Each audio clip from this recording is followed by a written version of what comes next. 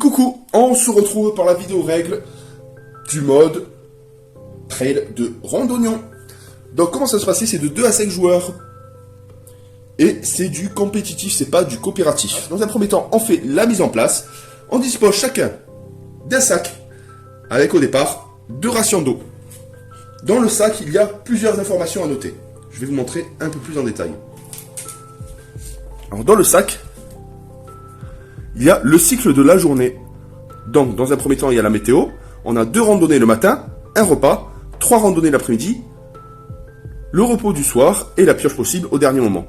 Il y a aussi des emplacements. Il y a 5 emplacements dédiés aux équipements, donc les cartes bleues. Je vous expliquerai un peu plus en détail. 2 emplacements pour les équipements du soir, notamment le sac de couchage et la tente.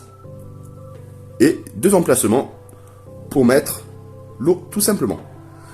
Ensuite, il y a les malus, justement. Il y a le malus entorse, le malus équipement, le malus nuit et le malus repas. Ça, je vous expliquerai plus en détail. Donc, un malus, c'est 8 enjambées, donc on réduit de 10 à 8. 2 malus, c'est 6 enjambées. 3 malus, c'est 4 enjambées. Et 4 malus, c'est 2 enjambées. On y va vraiment au ralenti. Donc, on positionne ça ici. On se met sur la partie haute les poids. Le petit gîte à notre effigie, on va le faire descendre, ça va être le pion de curseur. Et on démarre forcément avec 2 jetons haut. On dispose en bas ensuite les petits équipements. Donc du coup, il y a les 2 jetons pour la nuit, le sac de couchage et la tente. Les 3 équipements, raquettes, boussole et coupe-vent. Et les 3 équipements collation. Ensuite, on reste sur un plateau identique par rapport au mode survie. Sauf qu'ici, on se déplace que de 10 enjambées au lieu de 11. Les pastilles jaunes, une enjambée, donc du coup c'est en descente. Les pastilles oranges, c'est 2 enjambées, c'est du droit. Les rouges, c'est 3 enjambées et ça grimpe. Et ensuite, on peut se ravitailler aussi aux zones de points d'eau, ceux qui sont entourés d'un petit cercle bleu. Pour le départ, les joueurs peuvent choisir l'un des 3 départs possibles. Ils peuvent se mettre sur le même départ ou à différents endroits, tout simplement. Et c'est le premier arrivé à cette ligne d'arrivée qui remporte cette fameuse partie. Avant toute chose, on va commencer par les différents types de cartes. Les cartes bleues, c'est les cartes équipement. C'est les cartes qu'on va devoir se défausser après pour pouvoir placer cet équipement qui sera si précieux pour notre trail dans le sac. On a le droit à 5 équipements maximum. Les cartes vertes, c'est les cartes bonus qu'on va pouvoir utiliser pour nous. Les cartes rouges, ça va être les cartes malus à utiliser sur nos adversaires. Et les cartes jaunes, c'est les cartes les plus redoutables. C'est les fameuses cartes ultra. Je vais vous montrer déjà les petites cartes bleues dans le détail. Donc du coup, il y a la carte 3 collations. Donc du coup, il y a un sandwich, une nouille et un repas lyophilisé. Ça nous permet de mettre jusqu'à 3 collations au choix dans le sac à dos. Donc ça va être ici ou là, les petites poches. Donc ça va servir justement en complément de l'eau, de se rassasier justement sur la pause de midi et sur la pause du soir, juste avant la nuit. Ensuite, il y a la tente. Il faut qu'elle soit associée à un sac de couchage. C'est pour permettre de passer une nuit complète.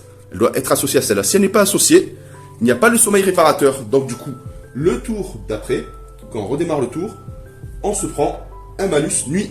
Si on a les 2, c'est bon. Par contre, si on n'a aucun des 2 et qu'il arrive la nuit, on se chope directement 4 malus. Je reviens aux collations. Donc, si on prend que de la nourriture mais on n'a plus d'eau, on prend un malus repas, qu'on retrouve ici. Si on jeûne, on se prend 4 malus directement. Arrivé au gîte, l'avantage qu'il y a, c'est qu'on peut se ressourcer. Mais par contre, on passe 2 heures par malus infligé. Dans le gîte, on aura le droit aussi de récupérer 3 cartes. Ça, j'expliquerai plus en détail après. On poursuit sur les cartes. Il y a la boussole qui permet de randonner dans le brouillard. Si on n'a pas la boussole, le coupe-vent ou la raquette en fonction de la météo, on se prend aussi un malus équipement. Donc du coup, ça nous réduit le nombre d'enjambées. Et le dernier, c'est l'entorse, nous perturber dans notre cheminement. Donc comme j'ai expliqué, les raquettes, c'est quand il fait neige, le coupe-vent, c'est quand il y a du vent, et la boussole, c'est quand il y a du brouillard. On passe ensuite aux cartes vertes. On peut jouer une carte verte par tour, pas plus, pas moins. Donc la boisson énergétique enlève tous les jetons poids de votre sac à dos, ça c'est bien. Ouais. Le bâton supersonique avance de 5 cases, peu importe la couleur des cases, donc du coup là tu peux flotter, c'est de la lévitation carrément. La barre de céréales avance de 3 cartes, peu importe la couleur des cases. La banane, ça avance de 2 cases de n'importe quelle couleur. Le kayak, ça c'est excellent. Donc on peut faire du kayak, par exemple on démarre d'ici, on peut directement se retrouver là. Ça va très vite. Ou là par exemple, hein, si on est ici, on utilise le kayak, hop, on arrive juste après le gîte. Ensuite il y a la fouille. La fouille, autre chose très importante, fouiller et jouer immédiatement une carte au choix de la défausse. Ça c'est intéressant, on peut récupérer un objet qui a été utilisé par un ancien joueur ou nous-mêmes. Le portage, donc là c'est une téléportation d'un gîte à l'autre. Par exemple on est sur ce gîte, on utilise le portage et whoop, on arrive au suivant en suivant bien le cheminement de l'arrivée. Les semelles antidérapantes. Donc du coup c'est une carte pour contrer un malus quand vous infligez. Et la trousse de secours, on se soigne de tout ce qui est entorse, attaque de grizzly. Ensuite, il y a les fameux malus, on peut utiliser aussi qu'un par joueur et par tour. Donc, ou un tour de jeu, c'est simple, hein, c'est de, par exemple, à 8h pour la randonnée, ou à 10h pour la randonnée, ou à 14h, ou à 16h, ou à 18h. Les jumelles, regardez les cartes dans les mains des joueurs de votre choix. L'intoxication alimentaire, ça peut faire mal pour l'adversaire. Admettant, il est super prévoyant, il a pris 3 collations, le joueur lui met vraiment des bâtons dans les roues. L'attaque du grizzly. Donc là, ça nous oblige à retourner à notre gîte précédent. Donc du coup, si on a bien avancé, ça peut être dangereux, à moins d'avoir une trousse de secours. La glissade en recul de 3 cases. Les gîtes ne comptent pas comme des cases, donc du coup, on peut aller beaucoup plus loin en arrière. L'entorse, c'est -2 sur vos enjambées. Jusqu'au soin, mettez un jeton poids dans le sac à dos au niveau de l'entorse. Le point de vue, passez votre tour. Et ouais, pendant les heures de randonnée, ça va faire mal. Hein. Et punaise de lit, débarrassez-vous de vos jetons, tentes et sacs de couchage. Aïe aïe aïe, on est là pour gagner. Et on termine avec des ultras, on peut utiliser aussi une ultra par tour. Tous les joueurs sauf vous perdent 2 cartes en main. Le ravitaillement, tous les joueurs rajoutent un jeton haut plus un jeton collation, ça c'est pas mal. La clé du gîte, on verrouille le gîte à notre arrivée et jusqu'à votre départ. Donc les autres joueurs ne pourront pas aller sur le gîte. S'il est juste derrière vous, ça peut être intéressant. Et la météo, on rejoue la météo. En début de partie, on sélectionne un guide qui va lancer le dé pour découvrir la météo du matin et la météo de l'après-midi. Ici, il y a les cycles, une randonnée. Là, c'est le cycle météo, une randonnée, 2 randonnées, le repas avec la météo pour l'après-midi, une randonnée, 2 randonnées, 3 randonnées. Le soir, où on se rassasie et on se couche, et à 3h du matin, on a le droit de se défausser. Donc concernant le 3h du matin, la nuit laisse place à des échanges. Les randonneurs ont la possibilité de défausser 2 cartes en main contre une de la pioche. Donc ils possèdent autant de cartes en main. S'ils n'ont pas assez de cartes, on ne peut rien faire. Si un joueur arrive sur la même case qu'un autre joueur, on peut faire de l'échange.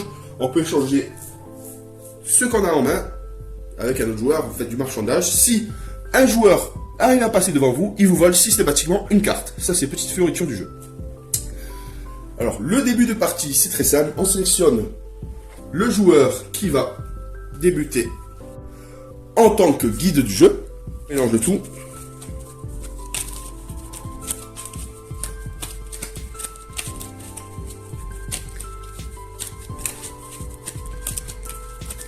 On a le choix de jouer normalement, distribuer les cartes par 10 normalement, ou tout simplement faire un petit draft.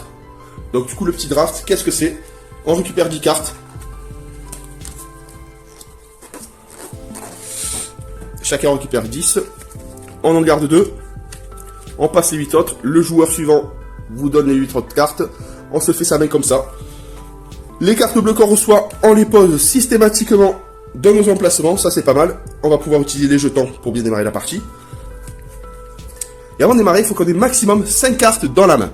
Ça veut dire que les cartes en plus, au début de partie, on va devoir s'en séparer, les défausser forcément. Petit exemple de récupération de cartes. Donc du coup là je me sépare déjà de mes cartes équipement. Donc du coup j'ai le sac de couchage que je vais pouvoir positionner là-dessus. Je l'ai mis dans les fosses. Le coupe-vent qui va me permettre d'avancer dans le vent pendant que je randonne. Donc là, je mets un emplacement. Admettons, ici, j'ai 2 collations, je peux les positionner dans le sac. Donc c'est sandwich et les nouilles. Je les positionne en bas. J'ai mes jetons haut parce que je vais voir la partie. J'ai la boussole aussi, ça c'est intéressant. Pour avancer dans le brouillard. Et ensuite, je dois sélectionner 5 cartes avant de démarrer la partie. Donc du coup, je vais me défausser en mettant de la glissade. Pour l'instant, elle ne me sert à rien. Je conserve ces cartes et je pourrai le jouer à mon tour de jeu. Un rouge, un vert et un jaune. Pas plus, pas moins. Par tour. Ensuite, on a une petite réserve. Tout le monde va pouvoir utiliser cette réserve. Donc du coup, une réserve de 3 cartes. Soit on va pouvoir piocher directement dans cette réserve ou dans la pioche préalablement destinée. Donc la partie va bientôt débuter. Autre chose à savoir, le gîte, comme j'ai parlé du gîte, c'est le plus important. Le gîte, une fois qu'on y est, on a un arrêt obligatoire. On récupère automatiquement les 2 ressources d'eau et on pioche 3 cartes. Admettons qu'on ait des pénalités. Par exemple, moi j'ai une entorse, un équipement et le repas. On va devoir effacer ces pénalités avant de redémarrer, de poursuivre notre trail.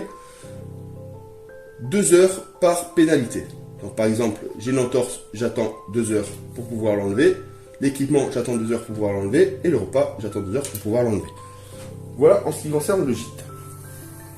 Donc du coup, la réserve ici va servir à 3 heures du matin. Donc à 3 heures du matin, on va pouvoir échanger 2 de nos cartes contre une de la réserve. Et quand on redémarre une nouvelle journée, c'est reparti. On défausse les 3 cartes de la réserve et on en place 3 nouvelles. Voilà les amis, je vous ai expliqué en bref les règles. Et dans une prochaine vidéo, on va faire la partie test. J'espère que j'ai rien oublié. Qu'il faut savoir aussi, c'est qu'il y a aussi des petites cartes mémo qui vous expliquent tout. Les enjambées jaunes, orange et rouge. La fontaine qui permet de récupérer de l'eau. Le gîte qui vous permet de repiocher 3 cartes et de refaire ton sac et le plein d'eau. Le repas, si tu as un repas complet, si tu as un repas non complet. Et si tu n'as pas de repas, si tu jeûnes, c'est 4 jetons de poids. Et là, tu avances comme un escargot. Ouais les amis, j'espère que vous appréciez cette petite vidéo. Et on se retrouve très vite pour une prochaine vidéo. La vidéo partie test, le mode trail. À très vite. Bye bye.